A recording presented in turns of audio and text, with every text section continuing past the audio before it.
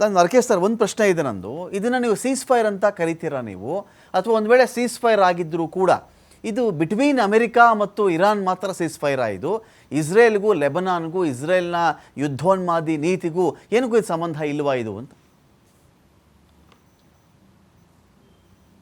ಈ seize fire ಒಂದು ಅನಿವಾರ್ಯವಾದ ಫೆಕೇಡ್. ಯಾಕೆ ಇದು ಒಂದು ಫೆಕೇಡ್ಗೆ ಕನ್ನಡದಲ್ಲಿ ಏನು ಹೇಳಬೇಕು ಅಂತ ನನಗೆ ಸರಿಯಾಗಿ ಗೊತ್ತಾಗ್ತಾ ಇಲ್ಲ. ಇದು ಯಾಕೆ ಅಂತಂದರೆ ಇರಾನ್ ಮತ್ತು ಅಮೇರಿಕಾ ಎರಡೂ ದೇಶಗಳು ಯುದ್ಧದ ಪರಿಣಾಮವಾಗಿ ಹಲವಾರು ಸಮಸ್ಯೆಗಳನ್ನು ಎದುರಿಸಬೇಕಾಗಿತ್ತು. ಅಮೇರಿಕಾದಲ್ಲಿ ಆಂತರಿಕವಾಗಿ ಜನಗಳು ಸಿಡಿದೇಳ್ತಾ ಇದ್ದರು. ಅಲ್ಲಿಯ ಸೈನಿಕರಲ್ಲೇ ಒಂದು ರೀತಿಯ ಅಸಮಾಧಾನದ ಭಾವನೆ ಬೆಳೆದಿತ್ತು. ಮತ್ತು ವಿಶ್ವದಾದ್ಯಂತ ಅಮೇರಿಕಾವನ್ನು ದೋಷಿ ಸ್ಥಾನಕ್ಕೆ ನಿಲ್ಲಿಸುವ ಮಟ್ಟಕ್ಕೆ ಹೋಗಿದ್ದರು. ಯಾಕೆ ಅಂತಂದರೆ ಈ ಯುದ್ಧದ ಪರಿಣಾಮ ಯಾವ ಗುಂಪಿಗೂ ಸೇರಿದಂತಹ ವಿಶ್ವದ ಹಲವಾರು ದೇಶಗಳ ಮೇಲೆ ದುಷ್ಪರಿಣಾಮವನ್ನು ಬೀರ್ತಾ ಇತ್ತು. ಆ ಕಾರಣದಿಂದ ಅಮೇರಿಕಾ ಈ ಯುದ್ಧವನ್ನು ಯಾವುದಾದ್ರೂ ಒಂದು ಕಾರಣ ಕೊಟ್ಟು ನಿಲ್ಲಿಸಬೇಕು ಅಂತ ಅನ್ನುವ ಹೊಂಚಿನಲ್ಲಿತ್ತು.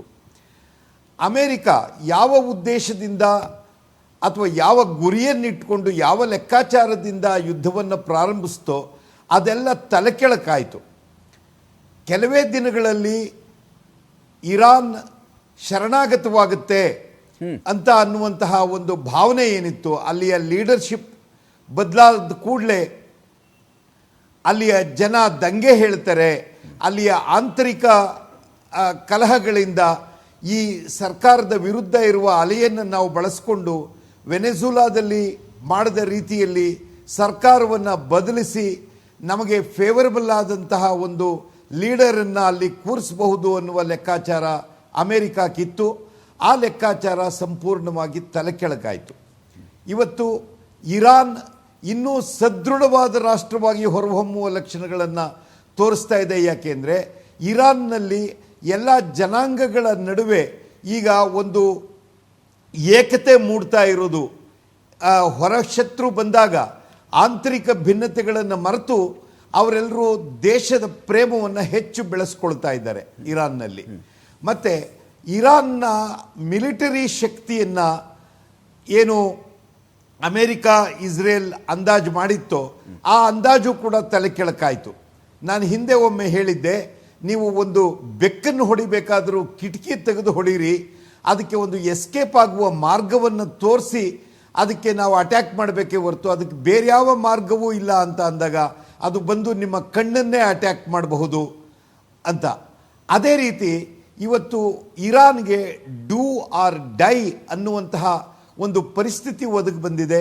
ಹೀಗಾಗಿ ಅವರು ಆ ಯುದ್ಧವನ್ನು ಅಮೇರಿಕಾದ ಒಂದು ದಾಳಿಯನ್ನು ಅವರು ಪ್ರತಿಭಟಿಸಲೇಬೇಕಾಗಿದೆ.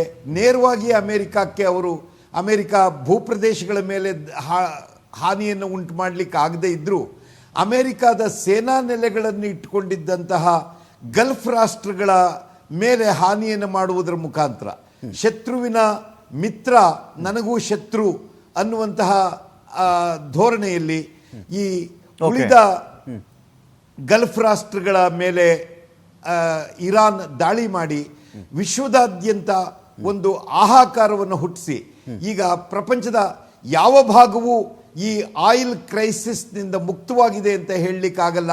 ಆ ಒಂದು ಪರಿಸ್ಥಿತಿಗೆ ಬಂದದ್ರಿಂದ ಎರಡೂ ಶತ್ರು ರಾಷ್ಟ್ರಗಳು ಒಂದಲ್ಲ ಒಂದು ಎಸ್ಕೇಪ್ ರೂಟನ್ನು ಹುಡುಕ್ತಾ ಇದ್ದಂತಹ ಸಂದರ್ಭದಲ್ಲಿ ಪಾಕಿಸ್ತಾನದ ಮಧ್ಯಸ್ಥಿಕೆಯಲ್ಲಿ ಒಂದು ಟ್ರೂಸ್ ಒಂದು ಒಂದು ಒಂದು ಒಂದು ದಾರಿಯನ್ನು, ಒಂದು ಯುದ್ಧವನ್ನು ನಿಲ್ಲಿಸುವ ದಾರಿಯನ್ನು ತಾತ್ಕಾಲಿಕವಾಗಿ ಕಂಡುಕೊಳ್ಳೋ ಪ್ರಯತ್ನ ಅವರಿಗೆ ಅನಿವಾರ್ಯವಾಗಿತ್ತು. ಆ ಪ್ರಯತ್ನ ಆಗಿದೆ.